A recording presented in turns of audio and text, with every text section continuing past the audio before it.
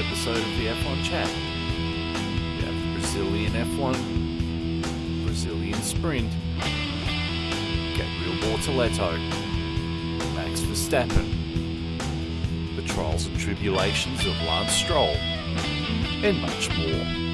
All that on the F1 Chat. When you try your best but you don't succeed. Hello there in Internet Land. This is episode 22 of the F1 Chat. I'm your host, Phil Lamington. Sitting to my left is... Hey, you're not JB. No, I'm not. No, it's Longhorn. He's reclaimed JB's seat and microphone and headphones. And my voice. Oh, fuck yeah. Right, that just got us demonetized. Right there. Right, so how you going, Longhorn? I'm well. I'm doing really, really well. Spent today watching the race from start to finish and thoroughly enjoyed myself. Yeah, it was a good race. Did go for nearly 3 hours. Yeah, but I actually sat there and watched through the whole thing, even through like the red flag moments. It was that enjoyable for me that I literally watched every single bit. Didn't skip through, red flags or anything like that, because there was just always something to talk about. Even the formation lap. Yeah, that's right. Before the race even got underway, we had stuff to talk about. It was something, that's for sure. Now, there's no JB this week. He is unfortunately at work. Unfortunately, yes. But he Probably nice night enough... shift, poor lad. Yeah, poor lad. Thinking yeah. of you. Yeah. But he was nice enough to send through his notes for me to read. And he's written them in the biggest font possible. 10 pages of notes here, so... Thank you, JB, for your contribution to making sure that my eyesight cannot screw this up. So there was an F1 sprint race. Better put the picture up. That's also my audible cue when I actually edit these things to go, oh, I've got to put the picture here. It takes a lot. It takes a lot. Right, so we have the F1 sprint race for the Brazil F1 Grand Prix. All right, so the sprint race. Lap 1, Oscar Piastri starts on pole position alongside McLaren teammate Lando Norris. Oscar holds off Lando. Max Verstappen locks up as he tries to pass Charles Leclerc. Lap 9, Sergio Perez dive bombs Nico Hülkenberg for 9th. That'd be the most action that Sergio Perez has done for a long time. Lap 18, Max Verstappen passes Charles Leclerc around the outside of turn 1 for 3rd. Lap 20, Sergio Perez passes Liam Lawson for 8th. Lap 21, Nico Hülkenberg pulls off the track with smoke coming out of the back of his Haas. Glad I said Haas. Could have sounded like something else. Lap 22, Lando Norris passes Oscar Piastri under team orders to lead the sprint. Lap 23, virtual safety car is deployed for Hülkenberg's stricken Haas. Lap 24, Lando Norris wins the sprint race ahead of Oscar Piastri and initially Max Verstappen, but Max Verstappen gets a 5-second time penalty for being too close to Oscar Piastri at the end of the VSC period and loses his 3rd place to Charles Leclerc. So Max Verstappen gets dropped down to 4th place. In 5th place is Carlos Sainz in the Ferrari. 6th place is George Russell in Mercedes. 7th place is Pierre Gasly in the Alpine. And 8th place is Sergio Perez for Red Bull, finally getting some points. Oh, good on him, getting 8th. Eh? Good job, Well Sergio. done, Sergio. Well done. You've earned yourself a contract at Red... Possibly. Look, the sprint race was... It was all right. Yeah. It's a track that does work with the sprint race format. It does. But we all know we watch Brazil and the Brazilian F1 for the weather. Oh, yeah. And it never disappoints. Boy, oh boy, did the weather bring it. Whether you like it or not. Wow, that joke just sailed past the keeper. That was 4 buys, bashes into the fence. Marvellous. It was simply 2 for 22 at the end of the 22nd over. Oh, that's got him. Oh, piss off, you're out. Piss off, you're out. Because the pitch is hard and forced. Yeah, wrong sport. And it's go. Now we're back. There we go. Yes. Right. So then we get to the Grand Prix, the proper Grand Prix, after a chaotic qualifying. Yeah, wow. Where Alex Albon's car was so wrecked that he couldn't participate in the race. Man, disappointing. Fernando Alonso wrecked his car. Lance Stroll wrecked his car. Franco Colapinto wrecked his car, I think. Was that quali or the race? I think he was fine. It was in the race. In the race, he wrecked his car. Yeah. Yeah, there was a few. Did Behrman? Uh, Did Behrman have... I know he went off track a lot, but that was in the race. In quali, he was all right. No, he's And great. Oliver Behrman was filling in for Kevin Magnussen, Yeah. too, because he was a bit unwell. Mm. So another shot for Behrman. But then we get to the Grand Prix. Ooh, doggy. So, We're going to eat this one up. the formation lap. Your boy, Lance Stroll, decides to spin it on the formation lap and then beaches it in the sand trying to find his way back to the track. Clearly his car does not have GPS or a competent team Nor a brain in the cockpit. or a pair of working eyes. Oh, God. But Lando Norris started the race on pole position alongside George Russell. And in typical Lando Norris fashion, Lando Norris lost the lead on the first lap going into George Russell, and Charles Leclerc swept under Liam Lawson. Max Verstappen fires up 5 places on the opening lap alone as his teammate Sergio Perez spins off, somehow not getting buried in the mud. Lap 2, Max Verstappen passes Lewis Hamilton for 10th. Lap 5, Max Verstappen passes Pierre Gasly for 9th. Lap 9, Oliver Behrman is handed a 10-second time penalty for causing a collision with Franco Colapinto. I didn't agree with that. I don't think he deserved it. I think it was just a racing incident. Colapinto was cautious on the brakes and just a love tap. And Oliver Behrman protested that over the radio, but that was all for naught. Lap 10, Max Verstappen dive bombs Oscar Piastri for 7th, bringing back memories of his previous wet drives at Interlagos. Lap 11, Max Verstappen slips past Liam Lawson for 6th. Lap 12, Lewis Hamilton slides off the track, losing 12th to Franco Colapinto. It was a great move by Colapinto, that one too. That was, and Lewis Hamilton was just having a shocker. Lap 25, Ferrari making the first move. Charles Leclerc pitting for his second set of intermediate tyres. Lap 27, Nico Hülkenberg spins off the track and gets his Haas stuck. A VSC is deployed. Lap 28, Oscar Piastri pits under the VSC. Sergio Perez pits for full wets. Lap 29, George Russell and Lando Norris pit for intermediate tyres just as the VSC ends.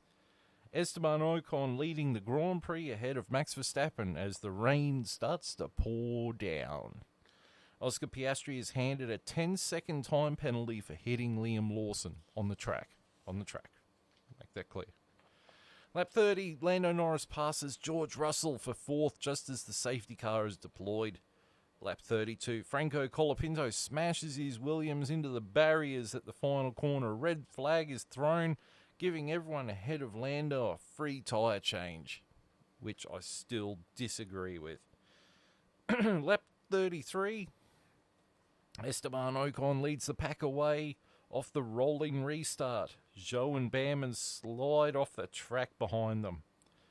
Lando Norris slides off the track and falls to 5th behind George Russell in a championship-changing moment. Lap 35, Lewis Hamilton passes Fernando Alonso for 9th. Lap 36, Oliver Behrman spins off the track trying to chase down Carlos Sainz. Lap 40, Carlos Sainz spins off the track, damaging the rear of his Ferrari and retiring from the race. Lap 43, Max Verstappen dive bombs Esteban Ocon for the lead of the Grand Prix off the restart, as Lando Norris slides off the track again, falling to 7th. Lap 46, Lando passes Oscar under team orders. Lap 52, Piastri runs wide and nearly loses 7th to Yuki Tsunoda. Lap 55, Sergio Perez runs wide trying to pass Liam Lawson, losing a spot to Lewis Hamilton and falling to 11th. Lap 69, Max Verstappen wins the Brazilian Grand Prix from the Alpine pairing of Esteban Ocon and Pierre Gasly. Max Verstappen also gets fastest lap and driver of the day on the day he eclipses the GOAT, Michael Schumacher's record for most consecutive days leading a Formula One championship, blank page. In 4th place was George Russell for the Mercedes. 5th place was Charles Leclerc for Ferrari. 6th place was Lando Norris for McLaren. 7th place is Yuki Tsunoda in the RB. 8th place was Oscar Piastri in the McLaren. 9th place was Liam Lawson in the other RB. And in 10th place was Lewis Hamilton for Mercedes. Right, where do we start? All the way back at the start? Well, I'd like formation lap? we'll talk about Max Verstappen first, Yeah, okay. because that's the gift that keeps on giving. That's the motoring equivalent of chlamydia. What happened at the start? But Max Verstappen put on a masterclass. He was just like another world compared to these drivers. Hey, just it goes to show you if you ever looked into Max Verstappen's upbringing on how he become the Max Verstappen he is, and you see footage of him out there in his go-kart riding around doing laps in the freezing rain where no one else is, and Josh is just pushing him to just do that bit more than everyone else. You see it in this drive. These are the 20 best drivers in the world, and he looked like a class above them all. Yeah, he made most of them look like F2 drivers. Yeah, he really did. It was. Do you reckon it's his best drive? I'd say it is. It'd have to be. It's up there. Yeah, it was immense. Honestly, just 17th to 1st, and just dominated. And even once he got past Esteban Ocon, I think he put 19 seconds was it in the end? Yeah. On him, he was almost lapping cars by the end of it. Just unreal. And it's only the 5th time in 1,121 races that someone from 17th or lower has won a race. Yeah. 5th in 1,121 races. Holy Jesus.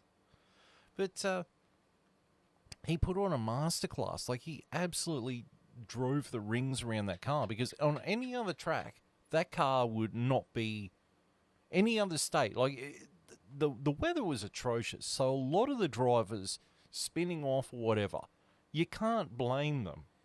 Oh, definitely not. But what it did was it brought it down to the drivers. It almost nullified a lot of the differences in the cars, and it came down to drivers' skill this race. And Yep. God, was it put on show by Verstappen. Like, as we've said, he just looked like a man amongst boys. And it's not even surprising hearing him coming from 17th to 1st. And we've seen him do it before, closely, not quite the same. I think his best ever was 16th to 2nd in Sochi, the year Lando Norris threw it away, I believe. In the wet again, another race in the wet. So we've seen him do this similarly, but the dominating fashion he did this one, that race, as great as he drove, there's a bit of luck, and you could argue he had a tiny little bit of luck, but he was winning this race no matter what luck was thrown his way. The way he drove today, it was just amazing to watch. For me, though, one thing that sort of got highlighted for me was, I don't think the Pirelli Inters and wet tyres are very good. No, they don't seem very good whatsoever. And it seems to be like two extremes. It's either there's a little bit of water and the intermediates work, but anything other than that, if you go the full wets, you're just going overkill. And it seems like whenever they have to use the full wets, they just red flag the race and say, "Oh, it's too wet to race." Exactly right. I'll say one thing. I'm glad they let this race play out as much as it did, and they didn't just call it red flag for too wet. They waited till there was an incident to call it. But you're exactly right. It was like at one point when they got that extra heavy showers and everyone was sort of pitting, they all come back out on inters and then they couldn't stay on track. And the actual drivers who did pick the wets, were only a couple, were seconds faster and clearly had the right choice for how wet it was. But because every other driver's just thrown on these inters and then having incidents, we're just red flagging. So we're never actually getting to really see this, wet weather driving completely, because it's like the teams are hesitant to throw those wets on because there must be such a difference between the inter and wet that if they do get it wrong, it costs them too much. I don't know. I feel like they almost need to do something where they, like you said, they've either got to fix the compounds themselves and get some better tyres for this weather, or make a rule that they have to pit for wets in these kind of conditions when the whole track's considered wet and the rain is intensifying. The only tyre that should be available should be wet during that, so that we don't sort of get this guys throwing it out on the inters because they're too scared for the wets and we just get a car go off because it's clearly too wet. Well, I just think Pirelli needs to look at something in between the intermediate and the full wet, because for me the full wet seems like an extreme wet. They need something in between that is it's a little bit more than just a puddle on the track. Yeah, definitely. And also, this new generation of cars seemingly does not like wet weather either. No. But we like it. Oh, love it. We like it as a fan. We get to watch this stuff until they start red flagging the goddamn race. But Max Verstappen, masterclass of a drive. Yeah, And one of the best I've ever seen. Probably go down as one of the best of his career. Who knows? He's still got plenty of time left. Who knows what other races we'll see him pull out? But it was an unreal drive from Max, and worthy of him retaining the World Championship and winning his fourth. Well, he hasn't won it yet. It's not over yet. But we'll go through the key drivers. So my first key driver is Esteban Ocon, because he got second P2 in the race, P2. No mistakes the whole race. He was where he had to be. And that Alpine seemed to come alive. It was almost like back in the old days of MotoGP when Suzuki was in it. Suzuki would always get a win when it was wet and just unfavourable conditions, and the Honda and the Yamaha and the whoever else was in it, because at that time I don't think Ducati was in it. But when those teams would fail, Suzuki would be like, "See you at Suzuki, boys." They just skate on in, and that's what the Alpine seemed to do on this weekend. It came alive. Yeah, and what a weekend for them. I think this P2 and P3, with Gasly getting P3, has brought Alpine from 9th to 6th, I believe, which I think is like a $50 million difference. So, what a weekend to have, and it was funny, right? I was kind of like annoyed that it happened, because I wanted it to happen to another constructor, another team, because in my head I'm like, Alpine don't deserve this kind of result. Alpine, the people in charge of Alpine. But I was really happy to see all the mechanics excited, all the people that work for Alpine, because it's not their fault, the decisions that get made. But to see them have a bit of, a smile on their face and happiness, considering how bad Alpine's been run for the last year, was good to see. So I was kind of glad in one regard, and even seeing Ocon and Gasly actually for once look like friends, like they were both happy. It was what a weekend for them, and what a drive for Ocon. He no mistakes whatsoever. He looked like he had pace in that Alpine, and well deserved P2. They both got the strategy right as well, which was strange because, to be honest, it was probably the clear one to go with, but they were the ones who did it, and got the chocolates in the end. Well, Pierre Gasly was my number 3, my next key driver. Yeah. Drove a pretty damn good race. Kept it between the white lines. Kept it on the track. Got some biscuits. Got on the podium. Yeah. Can't fault that. Another amazing drive for him too. Yeah. George Russell, great drive from him. 100%. He was unlucky because of the VSC. Him and Lando Norris both had VSC. Yeah, well, it was interesting, right? Because at that point in the race, right, it had been said for a long time that the rain was going to increase for a few laps during that time in the race. It was coming to that point. So that VSC come out, and I completely understood the drivers that were able to get in as they were coming around when that VSC started. But unfortunately, at that point, Norris and George, who were leading the race, George first, Lando P2, had gone past the pit lane. So they weren't able to get in until they'd done a full lap. And by that point, the VSC had actually been sort of cleared up. Well, I think they'd already made their mind up that they were going to get in under it. Well, they had a lap before where Lando was on the blower saying, we should box now. And the team like, no, stay out. And I bet you any money he's sitting there going, that was a bad call. You should have listened to me. And that's one of the few times where they should listen to the drivers. The drivers are the ones in the trenches. They're the ones on the track. They got the feel of what's going on with the car. If the car is sloppy because the tyres are starting to fail on them, they need to listen to them. Yeah. I do agree that they definitely do need to go with the drivers in these conditions. I'm not sure, though, if that was the right call by Lando Norris, because he was saying at that point, are we going to consider boxing to overtake? And to me, that just felt like he wasn't going to catch George, didn't have the pace, didn't have whatever required to get him, and was looking for an easy out, in my opinion, was just looking for the undercut, which we know is powerful, but that's what he was looking for. And in my opinion, as I was saying earlier, we knew that rain was getting heavier. We knew cars were going off left, right, and centre. You could just sense that we were going to have another incident that was going to cause a flag. So in my opinion, it was worth staying out and not bothering whatsoever unless we did get the safety car or the VSC. So I'm not sure it was the right call by Lando Norris. So I actually looked at that and thought, well, that to me shows me a driver that isn't ready for the World Championship, in my opinion, because you have that looking for an easy out, not really thinking the full strategy ahead. Not thinking, hang on, whereas you get drivers like Max Verstappen who just on it everything. They got the right answer. I mean, when that formation lap got abandoned because of maximum window licking achieved Lance Stroll in the formation lap, which we'll get into, I'm sure. But when that happened, Lando Norris drove off. Yeah. Max Verstappen knew the rule. Max Verstappen didn't move anywhere, and that's the difference to me between a world champion and a driver who's extremely talented, but probably just doesn't have it between the ears at the moment. Because every advantage he's getting, he is stuffing up himself. He's an unpolished diamond. Yep. He's got the talent. He's got the car underneath him.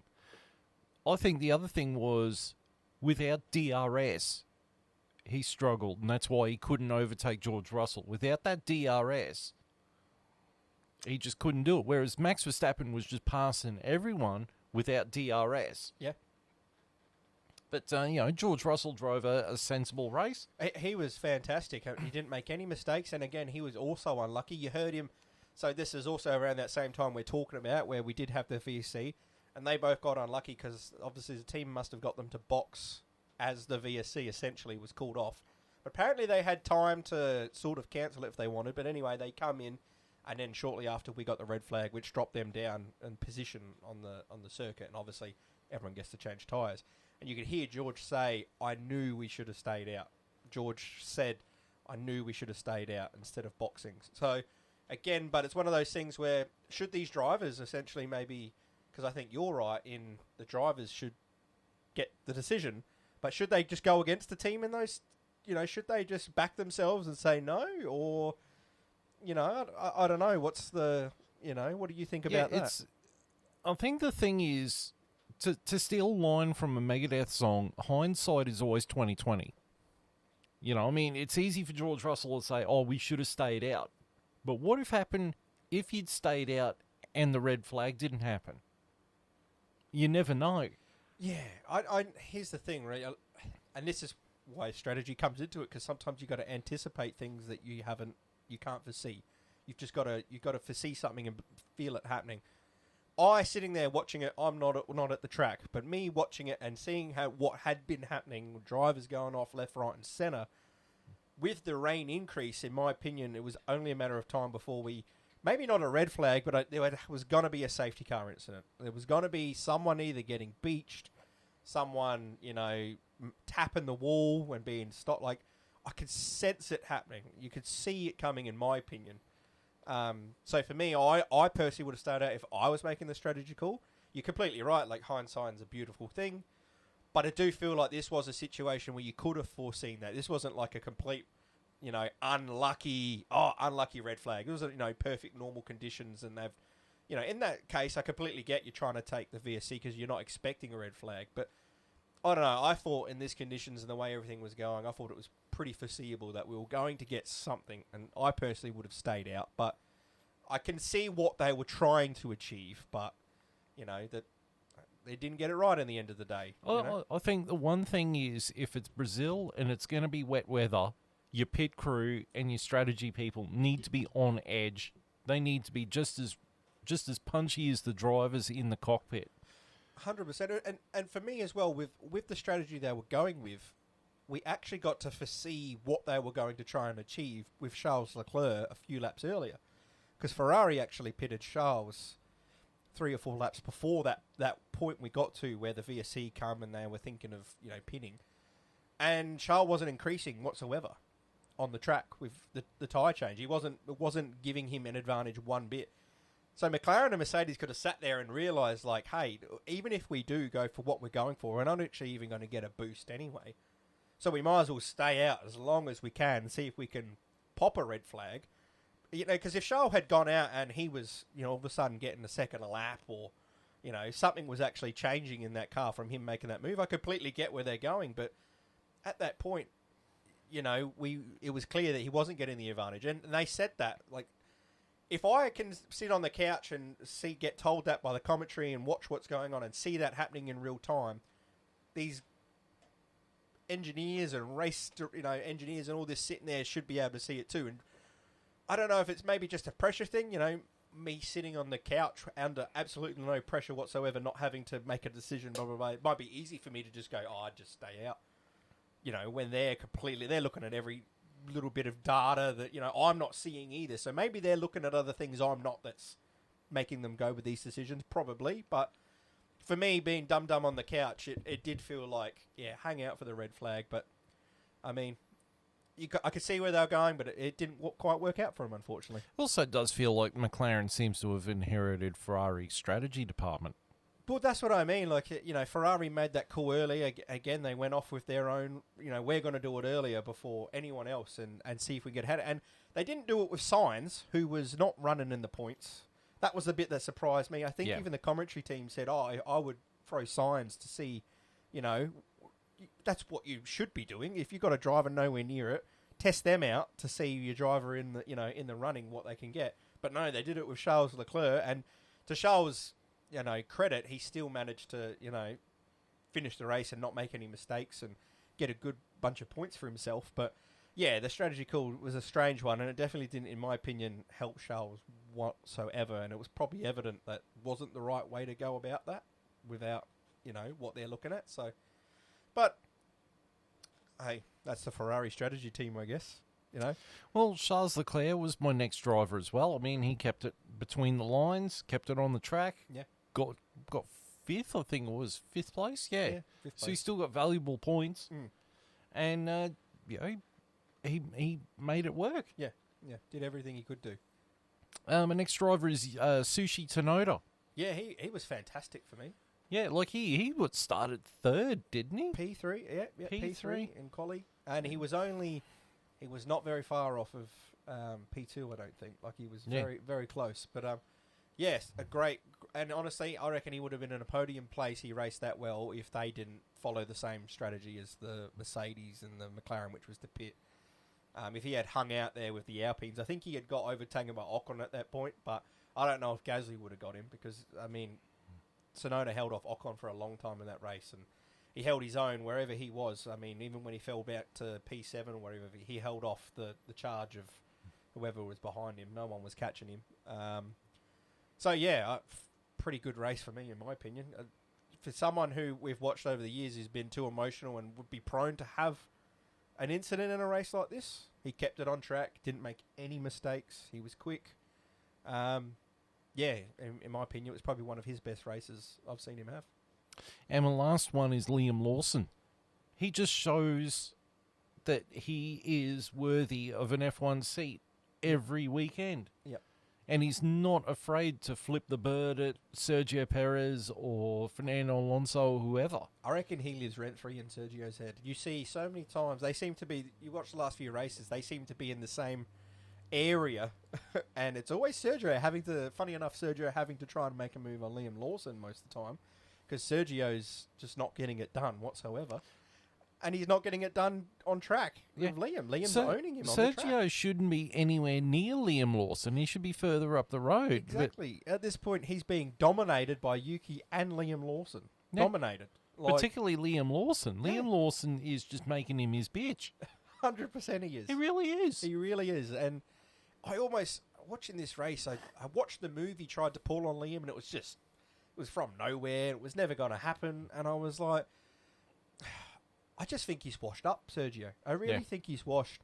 And I also think he's got this entitlement factor to his head that he's the experienced head. He should be in the... I really do think he feels like his seat's not under pressure to these two guys, Liam and Yuki, because, he's done his time in Formula One and he's had good races and he's shown he's a good driver, which all of that is true. But this year, he looks washed, and he doesn't look like, you got these two guys, Liam and Yuki, who are far driving superior than Sergio this whole year.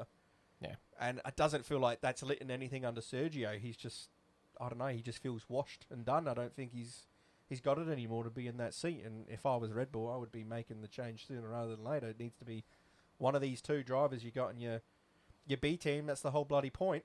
So, you got to pick one of them, in my opinion, and get rid of Sergio, because he hasn't got it this year. I don't think he's got it anymore. No, he's past his prime. Yep. Put a fork in him, he's done. Yeah. Yep. Which then leaves us to the helmet drivers. There's the PK kick. Good old PK kick. I've only got one driver. Do I really need to spell this out? I think we're going to have to rename this award in his honour when he retires. Oh, God. What was he thinking, Phil? It's for all those keeping score at home, it's Lance Stroll. I mean, Alex Albon crashed during qualifying and made an absolute mess of the car and couldn't do the race. Carlos Sainz, he crashed out. Oliver Behrman had a spin. All these experienced drivers or newcomers, how do you beach it on the formation lap? On purpose.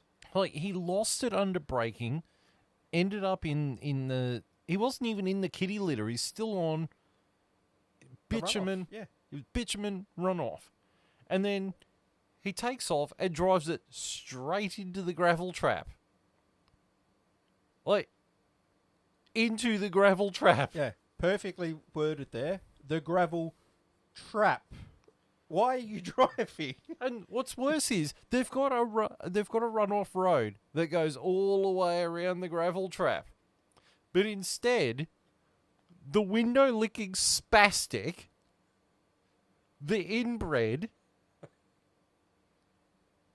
drives it into the gravel trap. It just blows your mind how you're a professional driver and you think to do that. It's not even like he was trying to get back out to save time. They're on the formation lap, so he wasn't losing anything. He was going to the,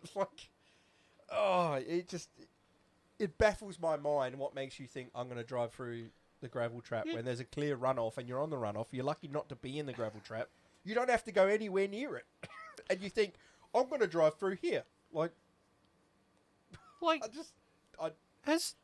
Did he forget to put his prescription visor on his helmet? Did his eyebrows fall in front of his eyes and he just couldn't see? Did he think that magic pixies will get him out of the gravel trap? And he just casually drove onto the gravel trap. It's like he almost beached it on purpose because it was a bit too cold and wet, and he missed his warm comfort blankie, and he wanted to go back to his motorhome and have his comfort blankie and his fucking chicky nuggies and his chocolate milk.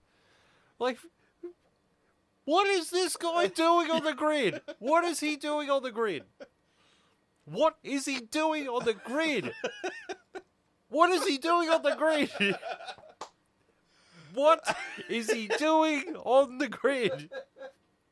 What is he doing on the grid? I don't know. It's so frustrating. He is the motoring equivalent of a concussion.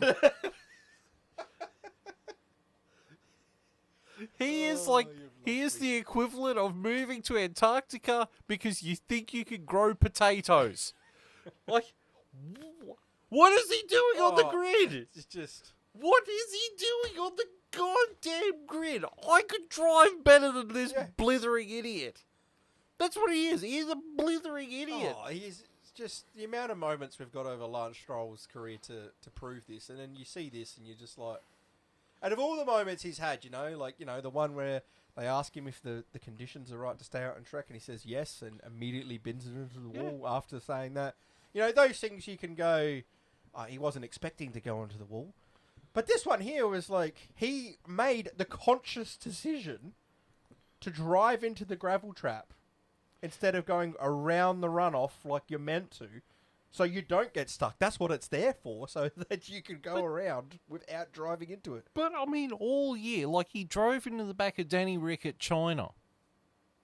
And he's like, he braked early, or he brake checked me. No, you pillock. He braked for the goddamn corner because your teammate backed everyone up in a concertina. Not Constantina, concertina, like Rocket Power Mohawk pointed out. Rocket Power Mohawk's video is just so on point. I wish he would go back and edit it and put this bit into it. What is he doing on the grid? Just, I can't. I honestly, bin him and bring back Logan Sargent. At least King Latifi, Pastor Maldonado, any of them. Not this rich boy douchebag. Who's just got absolutely no... I mean, he crashed in quality as well. He reminds me of my sales reps at work. He can't take any accountability for his own goddamn mess. No, he can't. And I tell you what, it's got to be a hard job being a mechanic in Aston Martin, and you fix his car to get in the race, and then he has his moment on the formation, and you think, okay, at least it didn't, it couldn't got worse. We might be able to get him back out into the race, and then he turns around and drives into the gravel trap purposely and just beaches the car. What are you thinking when you're a mechanic? Like, what is your morale like? There was this old show back in the 90s. It was an Australian comedy show called Full Frontal, right? And around that time on Channel 7, they had a show called Gladiators. Remember Gladiators? I know the one, yes. And they had Kimberly Joseph as one of the hosts, and she was notoriously a bit vacant. And so the piss take version, so they've got someone dressed up as Kimberly Joseph, and they've been eliminated from the game, and she's like, you've just had your head kicked in. Was that your plan? Lance Stroll, you just beached your car on the formation lap because you couldn't drive around a gravel trap. Was that your plan? Like, how do you explain in the meeting after what was your reasoning for driving through that? Like, they'd be sitting there being like, gravel trap, designed to stop car. Trap. Beach car so it does not crash further. What does that word trap mean? Runoff area, asphalt, bitumen designed for car. Gravel trap. Gravel trap. But the roads are made with gravel. So maybe I could still drive on it. Did he think because he had the inters on, it was like a four-wheel drive tyre? Does he think he's the motory equivalent of Jesus, where he can drive on water? Well, he certainly can't figure that out. Oh, you can't drive on a fucking road either. Jesus Christ. Like, God. And you know what? Someone should take a photo of that and show it to Adrian Newey and go, you're going to be making cars for this guy. This guy right here. This is the fate of your genius cars. Right here. This window-licking spastic is going to beat your car more often than David Hasselhoff in Baywatch. Right? You're going to design cars for it. I bet you Adrian Newey's like, I don't give a shit what he does with my car. Like, I'm getting paid a squillion dollars. It's just going to be Andrew Newey. He's going to be that meme of like wiping his tears away with cash notes. Yeah, $100, £100 bills. He's just going to be wiping it away. Yeah. Like, but it's all right. I'm going to have to smoke a joint. Rolls up a joint in £100 note. Smokes it through a pound. Oh, fuck me. Good on him.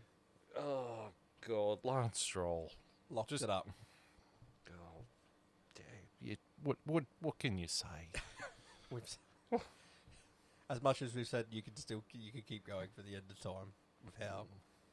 Exhibit Ello Mello P. Ello Mello P. Oh, Christ. Please do not let this man have children. Do not let him replicate or breed in any form. If he has a girlfriend, please check that she is a chick, not a guy in drag. Well, apparently he doesn't anymore. Apparently this weekend he broke up with his girlfriend or something. Oh, that's probably why he beached the car then. He was just so upset. Yeah, he was just so didn't wanna upset. race. Like, Yeah, you ever seen the movie Highlander? no, I have not. So he kills a guy in a sword fight in the Madison Square Garden car park, right? Lops off his head. Then a quickening happens, and he tries to escape, and he gets arrested by the cops.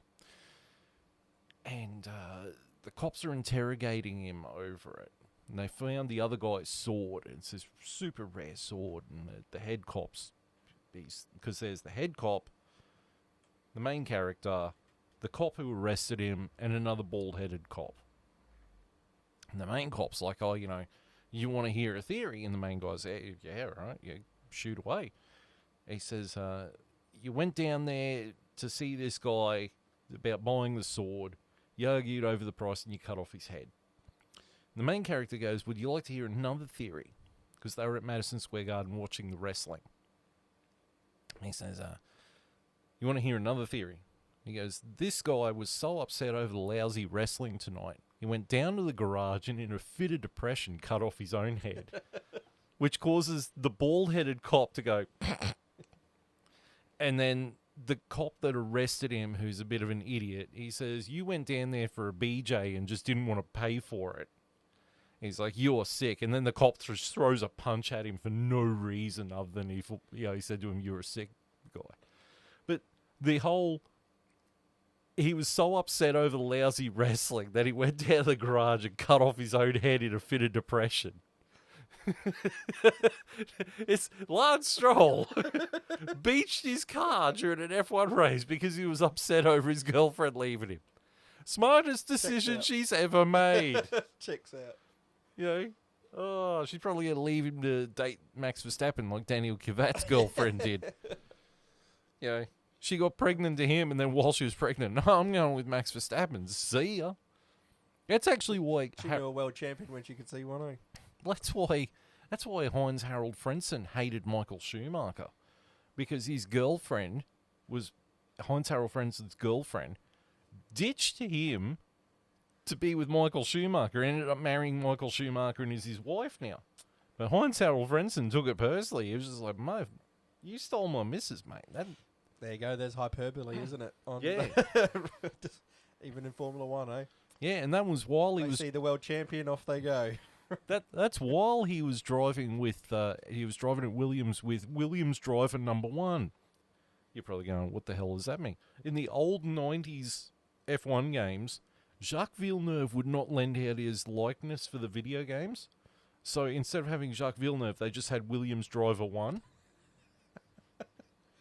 Oh, it's like the old days. If only Lance Stroll would do that in the modern F1 games. Aston Martin Ass Clown 1. Professional Idiot 1. Daddy's Boy 1. Window Licker 1.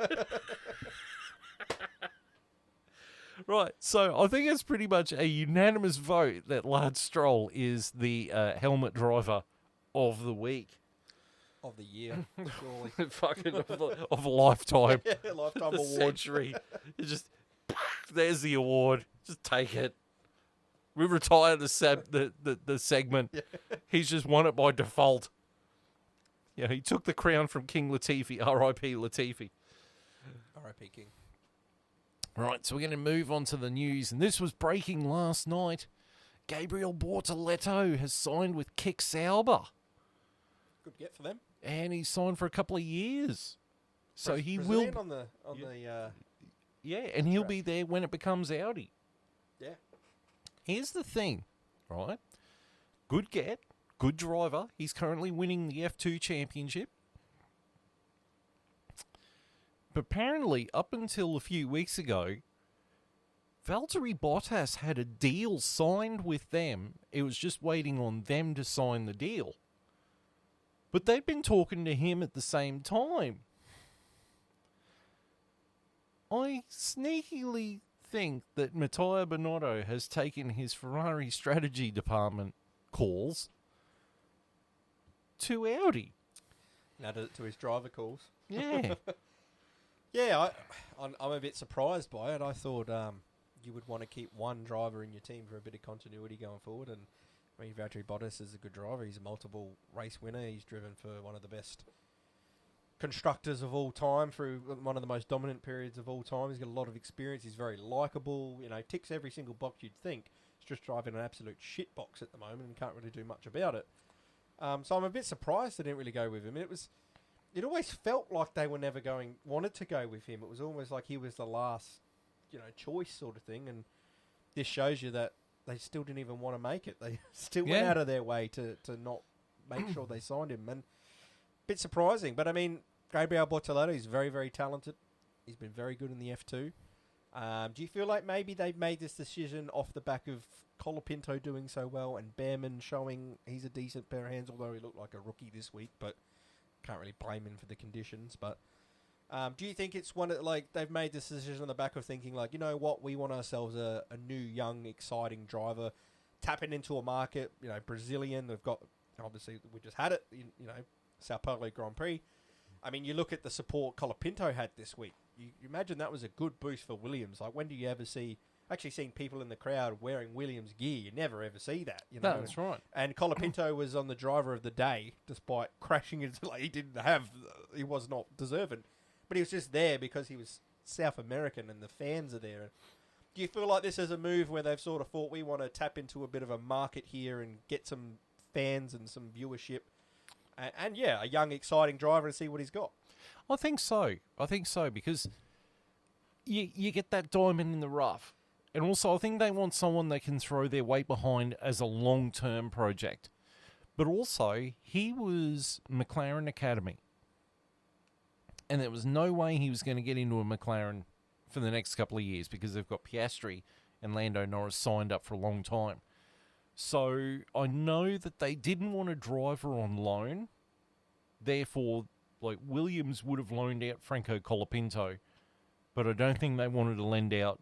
They didn't want a driver being lent to them from Williams or wherever. Yeah, they weren't interested in developing someone else's driver. Yeah. And McLaren basically said, look, he's a talented driver. We do want to see him on the F1 grid. We're going to release him from his McLaren backing. We'll back him for the rest of the year, and then we'll release him from McLaren Academy so he can drive for you guys so he can get a proper earned seat on the F1 grid. And, all props to Zach Brown for making that decision and going, you know what? He deserves to be in F1. He's not going to get it with us. Let's release him and let him get on his F1 career, and it's all up to him if he sinks or swims. And I love that decision. I honestly believe if you've got a driver in F2 and you can't get him into your team and another F1 team is willing to offer them an F1 seat, I don't believe you should have to buy them out or anything. I believe they should be entitled to be released and signed by that team, because at the end of the day, the whole point of backing these guys is to get them into F1. And if you're going to hold up their career because you've got too many good options, well, then that's a good spot to be in. And it shouldn't be at the detriment of that young driver. I look at a Franco Colapinto. Where's he going to end up going from here? I hope he finds his way into an F1 seat because he's shown he's deserving of that. I don't want to see him get lost in the shuffle because, Williams is backed up with good options, And it's one of these, you got to buy him out if you want him. I can understand the reservation to not let them go, but at the end of the day, it's about getting the best drivers on the grid. And for me, I don't like guys not getting a shot just because of politics, contracts or this. If they're contracted in an F1 team, fair enough, because they've got the seat. Got to buy their contract out. Completely get that. But guys without a seat, I believe this is how it should be done. If an F1 team wants to give them a deal, well, too bad, so sad. They should be allowed to sign with that team, and too bad, so sad, unless you're willing to offer them the F1 seat. So, well, you mentioned Franco Colapinto, and I'm not going to change the photo or anything. We'll just keep going with this subject. But so apparently Helmut Marko is interested in signing Franco Colapinto. oh, that's not a good sign. Like, it seems like Helmut Marko is just, if anyone can turn a steering wheel, we'll sign him to the Red Bull Academy. You know, look what they did to Nick de Vries. Nick de Vries was a talented driver in a shitbox car, and he was made to look like a fucking clown. Yeah, he really was. Yeah. Yep. You know, if he had signed with Williams, Williams wouldn't be in the situation they've been in for the last 2 years. I definitely think would have got a much whether or not he would have worked out long term, not sure, but he would have been better than we had in Logan Sargent. I think his career would have worked out better. I think he would have got a multiple few years in F1. Who knows if we would have gone beyond that, but I think we definitely would have got the better driver than what we got in the 6 races at AlphaTauri at the time. Cause, and I just don't understand it. Like, why, when you've got Liam Lawson and Yuki Tsunoda sitting in your B team, the whole point is to bring these guys into your F1 seats. Like, look, Yuki Tsunoda's never going to get a crack at the main team. No, it doesn't feel like he is, whether or not he's deserving or not. I think he's just there as a favour for Honda. Yeah. But although I would 100% go on about and argue that he has shown enough now, to this day, today, that he deserves to get that seat because they've got no other better options in there. Or to at least test it. Yeah. He deserves a crack. He deserves a... What the guys showed you, he's quick, he's developed, he's changed as a driver. Give him a shot. Otherwise, what's the bloody point of your whole pathway? Like, well, because that's the rumour about Sergio Perez, is that they are going to dump him at the end of the season, and then it's down to Franco Colapinto and Liam Lawson who gets the Red Bull seat. It should be Liam Lawson. It should be one of your two guys. It should be Tsunoda or Lawson. That's it. Like, otherwise, if I'm the F1, I would be saying, hang on. Why do you have a second licence in the 10 constructors on the grid if you're not actually even going to promote them? But I mean, that also shows that they've got no faith in Isaac Hadjar. No, they've come out and said that. Despite him being in the... I think he's second at the moment in the F2, but... Yeah, they've come out and said that. But it goes to show you, have they got no faith in their driver development pathway? Like, well, maybe they should not sign every damn driver who can turn a wheel. Exactly right. You know, you're flooding the market. Yeah, and you're clogging your own pathway up when you've got guys that you've got sitting there on contracts that you've signed up, and you've got to kind of promote them. If you don't think they're good enough, why have them? You know, but it feels like they've clogged up their list with mediocre drivers, like you're saying, because they've signed everybody, Tom, Dick, and Harry, and these guys aren't quite good enough. But they're sitting there taking up these spots, and no one else can breeze past them to get up. And it's like, they're going to look at trying to poaching the other best talent ever. Well, why sign all these guys if you're just going to poach the best talent anyway? And that's what they did with Perez. Like, they had all these other drivers, Daniel Kvyat, and who Brendan Hartley, all these drivers. Instead, they got Sergio Perez, who worked out for one season, and then after that, he's just completely shit the bed. Yeah. Yeah, it's a... I really do think they've got to look at the way they do their driver development, because, I mean, even if you look at the drivers they've had that they spat out, who've turned out to be actually quite good F1 drivers that you'd say they would have in the seat right now, on the grid, Alex Albon, you'd have next to Verstappen tomorrow, compared to Sergio. Pierre Gasly, even, he's turned out to be a pretty handy driver, love him or hate him. I mean, okay, his Red Bull time wasn't great, but again, they spat him out. He's turned out to be a good pair of hands on the F1 grid. Who else am I thinking of that's on the grid? There's another driver on the grid, is that correct? It's Carlos Sainz. Carlos Sainz, a multiple race winner, like one of the most respected drivers on the grid. Spat out by a Red Bull. Like, maybe they need to look internally and go, what are we doing here? Like, you know, okay, we got the gem in Verstappen, but we're not really having much success with anyone else coming through. Is it us or is it the drivers, you know? Yeah. I think the whole problem with the Red Bull system is Helmut Marko. Oh, 1,000,000%. You know, I think he's just the problem, and I think he just needs to bugger off. Yeah. Right. So that's the only news item we've got. Because I don't really want to get into Max Verstappen versus the British media. Like that's We've talked about it many times before. The British bias. It's pretty. Yeah. We all know about the British bias that's on it, and Lando's their lover boy, and Lando can do no wrong. And, yeah. I mean, how many years do we put up with Lewis Hamilton, Ugh, Lewis Hamilton, Lewis Hamilton? Before that, it was Nigel Mansell and Damon Hill, and Jenson Button. So unfortunately, in F1, especially for us as Australian viewers, we have to see the coverage we get. We unfortunately have to see it through the British bias eyes. It's just how it is. We just got to do our best to ignore it and, look at it with our own lenses and not theirs, and realise it's a cock of shit because Lando can do wrong. Yep. And Max Verstappen isn't the villain they all vilify him to be just because he's Dutch. So, I don't know if you listened to last week's episode. I went through all the teams with JB about what they should do and what they, to improve their standings or whatever. So I thought I'd do the same with you because I didn't get your opinion. So we'll get your opinion on this. So, Exclusive. So, compared to JB's. So, looking at the current constructors, so you got McLaren at the head of the constructors. What do you think, with 3 races to go, McLaren has to do in order to retain the constructors?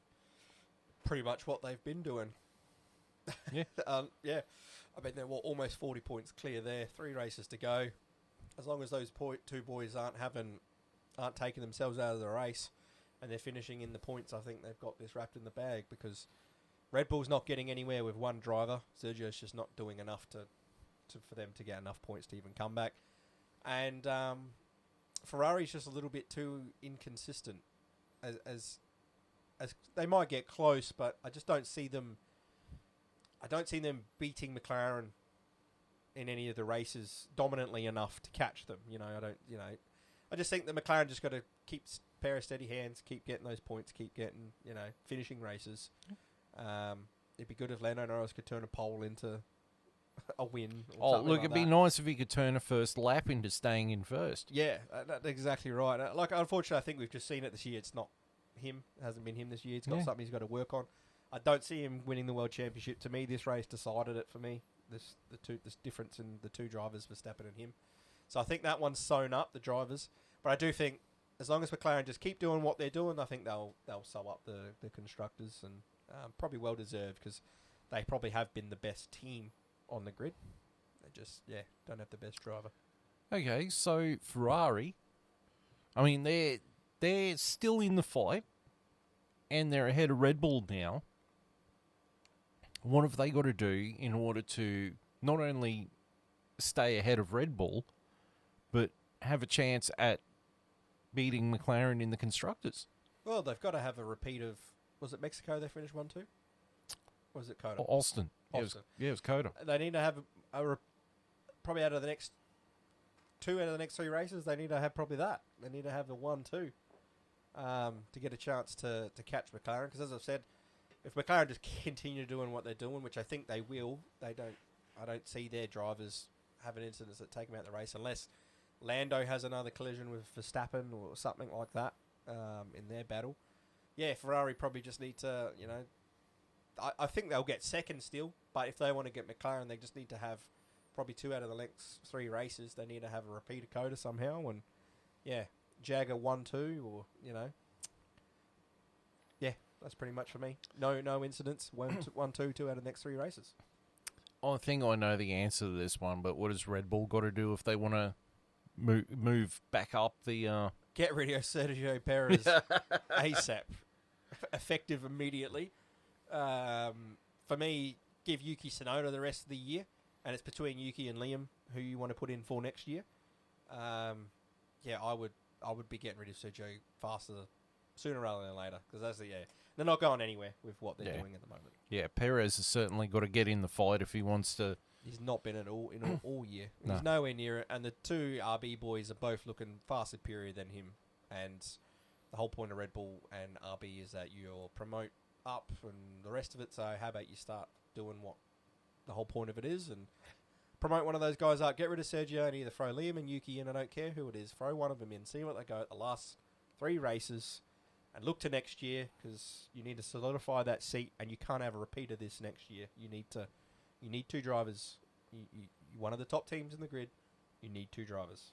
Yeah. As good as Verstappen is, he can't do it all on his own. So we're going to skip Mercedes because I'm pretty sure they've locked in 4th place. Yeah. And Aston Martin is locked in 5th place. But I'm sure Aston Martin would probably have more points if they didn't have Lance Stroll. I don't think that's an exaggeration. It's not. So Alpine has bumped its way all the way up to 6th, only just ahead of Haas. What a result. What has Alpine got to do in order to finish in 6th? Oh, they got to fight for points because Haas to get to their 46, Haas have been fighting for points every race. Every race they seem to be in it. They've had some good ones where they've pipped a 5th and a 6th, I think, this year. But they always seem to be fighting for that 8th, 9th, 10th spot every week in, week out, which is collecting the points slowly, gradually. Alpine seem to have just got a really lucky weekend where everything's went absolutely perfect for them and they've jumped from 9th to 6th. So if they want to keep that position, they're just going to have to get some consistency in the next 3 races to fight for that 8th, 9th, 10th position just to keep those points ticking over because the next 2 teams, that's where they've been all year. And if Alpine want to stay ahead of them with the 3 races to go, they need to be in that fight, which they haven't been week in, week out. So, for Alpine, if they want to continue in that 6th spot, they need to just be every weekend for the next 3 races. They need to be fighting for points, not out in Q1 and nowhere near it. Because I don't see they won't get another lucky result like this. I think Alpine has to pray that the next 3 races are all wet races. Yeah, if they get that, then 100%. Because if they don't have wet races, I think Haas is going to overtake them or RB is going to overtake them. In the form of, I believe they would too. I think Haas and RB do overtake Alpine. Because again, I think this was just an anomaly and they got lucky and the car looked great, but I just don't see these conditions in the next 3 races. I don't see it happening. So, so to answer basically all those 3 teams, Haas and RB have got to continue doing what they're doing, which is fighting for those points I've been saying about, and Alpine have to join that fight, which they haven't been in because, unless, like you said, it rains, I don't see any hope of them retaining it, to be honest. I think they do drop back. I think Haas and RB have just, like you said, they've got to keep scrapping for the scraps, really. The scraps off the table. Yep. They can't keep leaving money on the table. They've got to grab that, $2 coins, 50 cents, whatever. They got to grab that and make some money off it. 100%. The Williams. Oh, boy. Got to keep it on track for starters. How about that? Well, I think they've pretty much locked in 9th now, which is a shame because I was so happy with them being in 8th and being ahead of Alpine, and then Alpine flukes it. It'd be nice if Williams would fluke it and just... Yeah, we need a weekend like Alpine got this one to come from anywhere here because, you're right. We've locked up 9th, unfortunately. I thought we might have had 8th locked up because...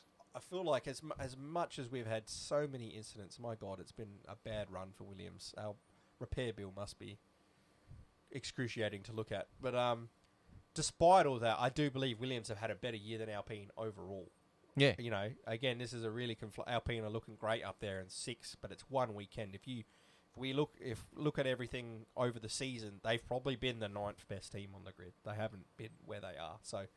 kudos again to them. They got it on the day, and that's where they're sitting. But, Williams, unfortunately, we're not going anywhere for the rest of the 9th is ours. And, it's looking forward to next year. And all we can do from here is I'd just like to see us keep the cars on track. How about we not have any incidents for the rest of the year? Finish the races. That would be nice. And I don't know what Kick Sauber can do to actually get points. I think Bottas or Zoe, one of them just has to martyr themselves at the start of the race and just take out half the grid in a coordinated effort. Where just kamikaze. Yeah. Guan Yu Zhou needs to shoot around the outside as, Bottas freaking takes out. Bottas needs to drive like he's playing Forza. Yeah, why not? Just drive into other cars, punt them out of the way. She'll be right. Yeah. Yeah, but yeah. Just do a Kevin Magnussen once he found out he was being replaced with Behrman. Just just go for it wherever you can, eh? Yeah. Rubbin's racing. Yeah. What do I got to lose? Oh, I took out after grid. Oh well, I'm going anyway. You know, it was only Hungary 2021. It's okay. It's all right. It was wet that day. Before the dark times. Before the Empire. Right, so we're going to go to the drivers' standings now, and Max Verstappen is winning the Drivers' Championship with 393 points. Lando Norris is in second with 331 points. Charles Leclerc is in third with 307 points. Fourth place is Oscar Piastri with 262 points. Carlos Sainz is in fifth with 244 points. George Russell has moved up to sixth with 192 points. Lewis Hamilton has dropped down to seventh with 190 points. Sergio Perez is in eighth. I don't know how he's still in the top 10 with 151 points. It honestly seems like excessive, him having 151. Yeah, it seems like a distant memory. Yeah, him having good results. Yeah. He hasn't had a good result for so long. Yeah. In ninth place is Fernando Alonso on 62 points, and 10th place is Nico Hülkenberg with 31 points. And in the team standings, McLaren is winning with 593 points. Ferrari is in second with 557 points. Red Bull Racing is in third with 544 points. Mercedes has locked down fourth with 382 points. Fifth place is locked down with Aston Martin at 86 points.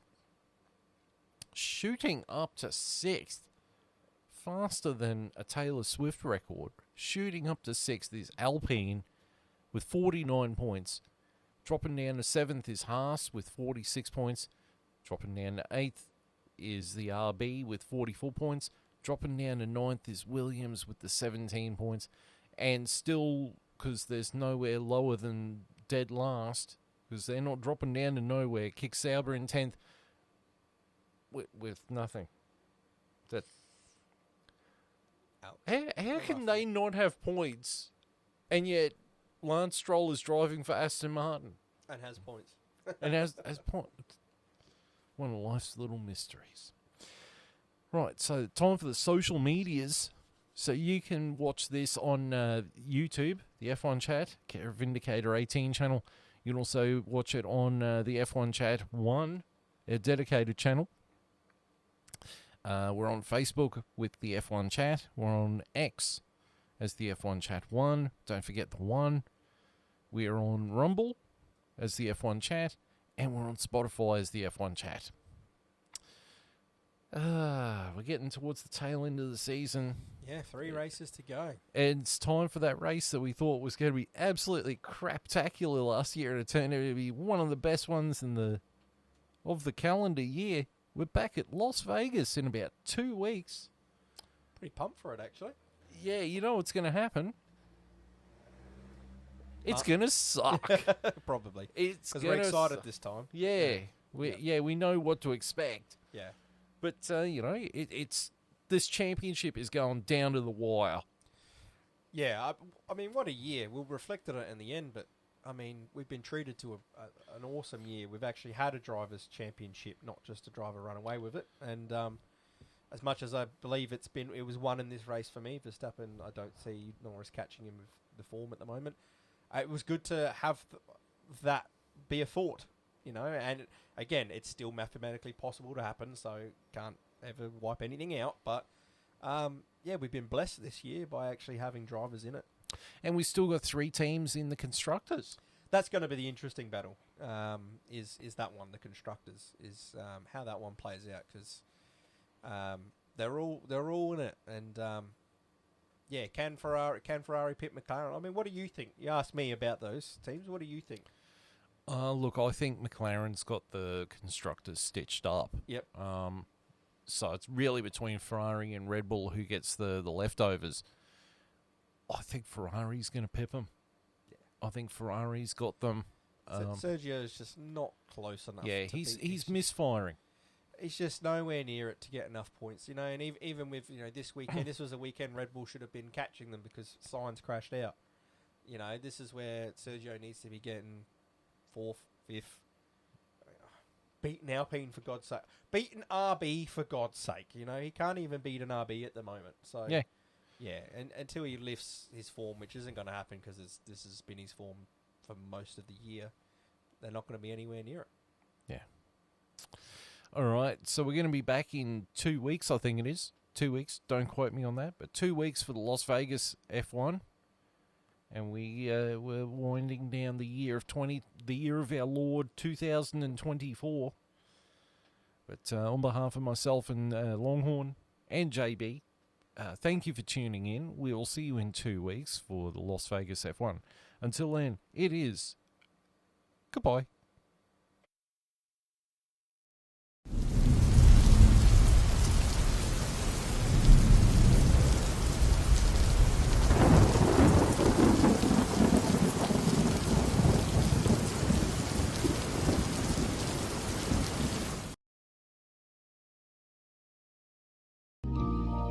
When you try your best but you don't succeed,